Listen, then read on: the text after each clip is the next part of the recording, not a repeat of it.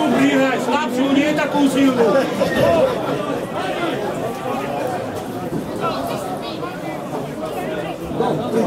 Tak to lacno.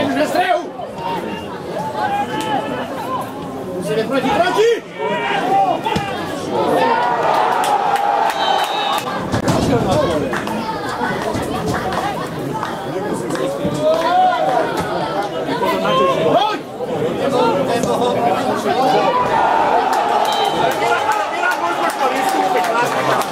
My sme išli do zápasu s cieľom získať 3 body, polepšiť si v tabuľke pravdy, kde sme boli na -7.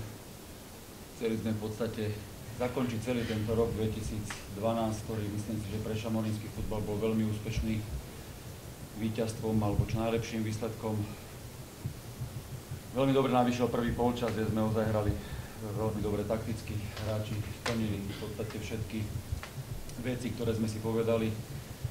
Prvýkrát sme boli v druhej líge efektívni, to znamená, že dá sa povedať, že vyšli nám šance, ktoré sme mali a po 2 krásnych strelách Marušina a Mezovského sme dali 2 pekné góly.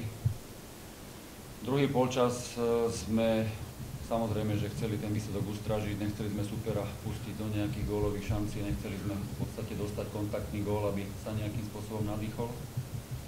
A tým pádom sme v podstate hrali iba, dá sa povedať, na rýchly protiútok, ktorý nám, dá sa povedať, nevychádzal úplne tak, ako som si predstavoval, lebo chcelo to streliť ešte tretí gól, ten zápas je ešte kľudnejší, ale nakoniec to víťazstvo si veľmi cením a cením si ho aj z toho dôvodu, lebo jednoducho vo volejbale hrá taký jeden hráč, ktorý je libero a má iné tričko.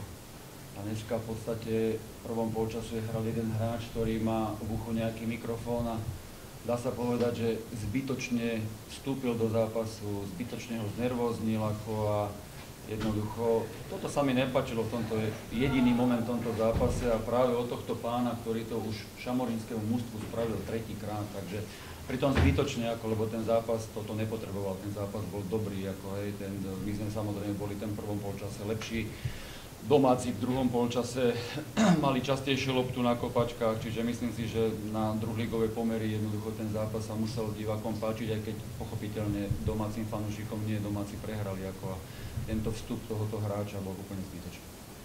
Chceli sme samozrejme vyhrať, ale traja hráči nám vypadli, kvôli kartám, nejaké zranenia, choroby a tí, čo tam ich zastúpili, tak ich nenahradili. To nie je ospravedlnenie. Vypadol Lenda, vypadol Gešnábel, vypadol Mihalík a už to je vidno. Veľký rozdiel. Tí hráči, vlastne celá obrana pri prvom góle aj pri druhom súvali do 16, čo mali vystúpiť. Šamorín hral prvý počas veľmi dobre. Vyšli im ozaj pekné strely, čo nemuseli ísť, ale vyšli, takže viedli, hrali, boli rýchlejší pri lopte, dôraznejší, takže zaslúžene viedli. Druhý polčas sme to menili všeli, ako som to skúšal, čo sme v živote tak nehrali na tých postoch tí hráči. Nedali sme kontaktný gól a vlastne potom už ten zápas skončil tak, ako skončil, že prehrali. Keby sme boli hrali v zásade aj prvý počas tak ako druhý, tak myslím si, že môže taká remíska, alebo niekto by bol vyhral, ale nie Šamorín 2-0. Nemyslím si, že tam rozhodca zasahoval do zápasu. Tam mal podľa mňa vylúčiť toho Cisaja, lebo tam mal žltú kartu a vrazil do hráča. A že tam nejaké sporné lopty pískal na jednu a na druhú stranu. Zápas neopäť. Šamorín hral dobre, prvý počas to rozhodol.